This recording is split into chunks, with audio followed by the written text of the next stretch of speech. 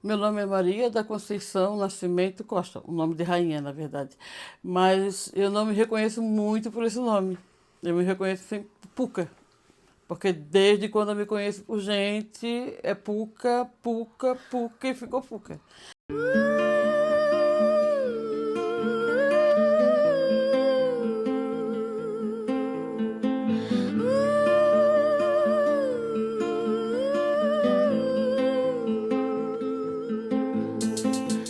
Olha, eu atuo nessa atividade de boneca já faz um bom tempo. Desde quando eu me conheço por gente assim, que a gente fazia muito na escola na minha época, né?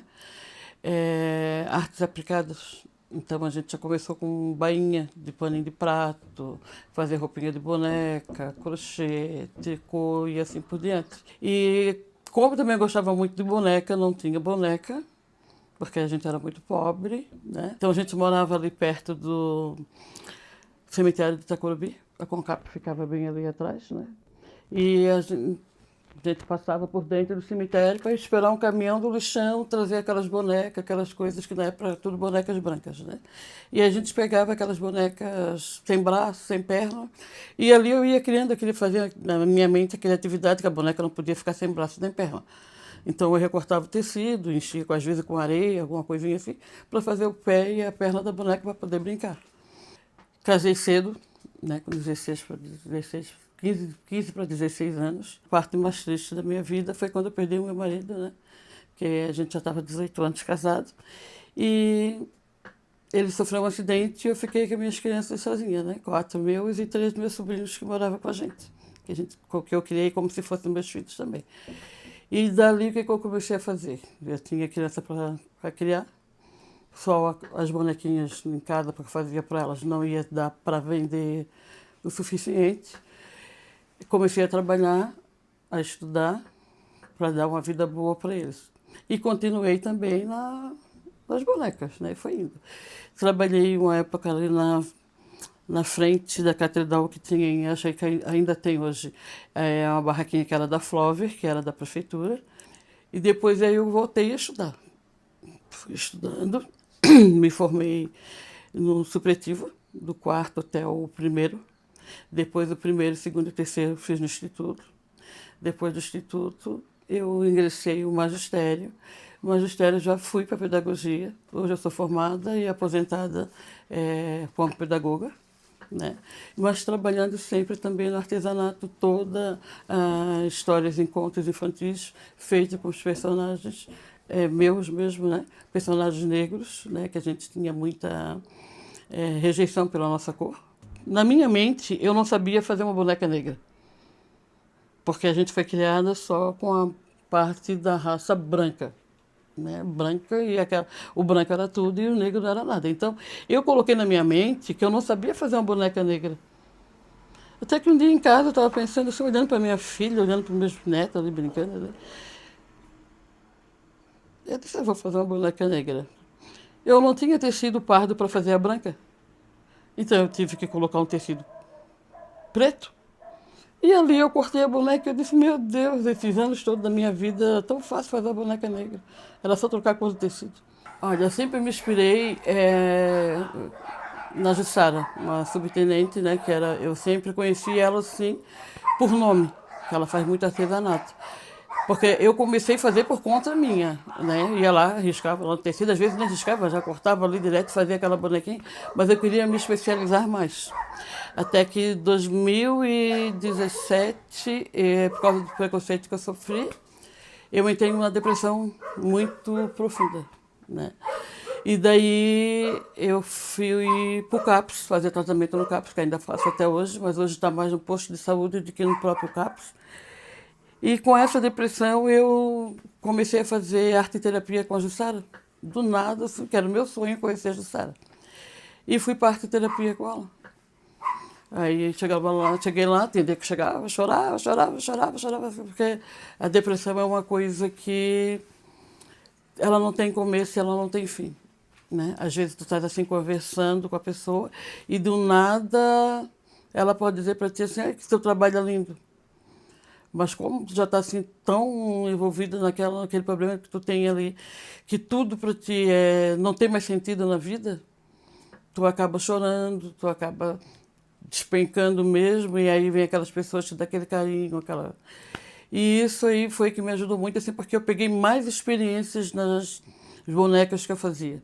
Né? Hoje a gente já fez feiras juntas, nós já fizemos feiras em Blumenau, lá, já fomos para vários lugares fazer bonecas.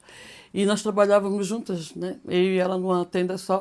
E tem pessoas que perguntam assim, como que vocês conseguem vender junto se é o mesmo trabalho, é o mesmo artesanato?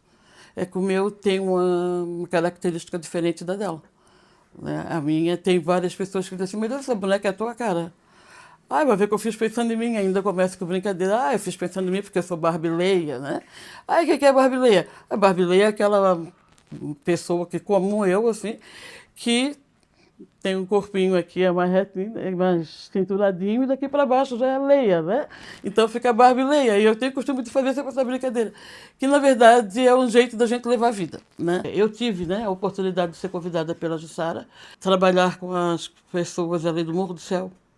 E aí foi aberto para outros locais também, assim. Vinha meninas, que não foram com 30, 40 anos, já são meninas, né? Jardim Atlântico, no Estreito, sabe? Assim, não só do Morro. Eu fui convidada para trabalhar num projeto, artesanato em retalhos, para as pessoas. Então, eu tive essa oportunidade com a escola de samba, que é o Sociedade Recreativa Carnavalesca das Cuias, que é a escola do meu coração hoje. Foi um projeto assim que não é remunerado, tu trabalha sem ganho, mas tu vê a felicidade das pessoas ali aprendendo a trabalhar com retalhos, aprendendo a fazer a primeira boneca, sabe? Eu tinha uma que teve uma depressão e eu me coloquei no lugar dela quando ela chegou no grupo, que ela chorou muito, que ela estava bem depressiva, que ela perdeu um filho assassinado, né, num assalto. E daí eu me vi nela, né? Eu me vi nela assim quando ela chegou, chorou. Então eu sempre falei para ela, tu não pode desistir. Nós vamos lutar. Tu vai fazer as tuas bonecas que tu quer aprender. Nós vamos trabalhar primeiro com retalho, depois nós vamos fazer várias coisas assim com retalhinho, tu vai. E ela foi uma pessoa assim que ela me superou muito, que ela queria desistir, ela só queria chorar, mas te põe no lugar daquela pessoa, né? Como eu me coloquei no lugar dela. E eu falei para ela, se eu conseguir fazer a boneca, tu também vai conseguir. Ai, prof, mas como que eu vou fazer? Não, tu vai conseguir.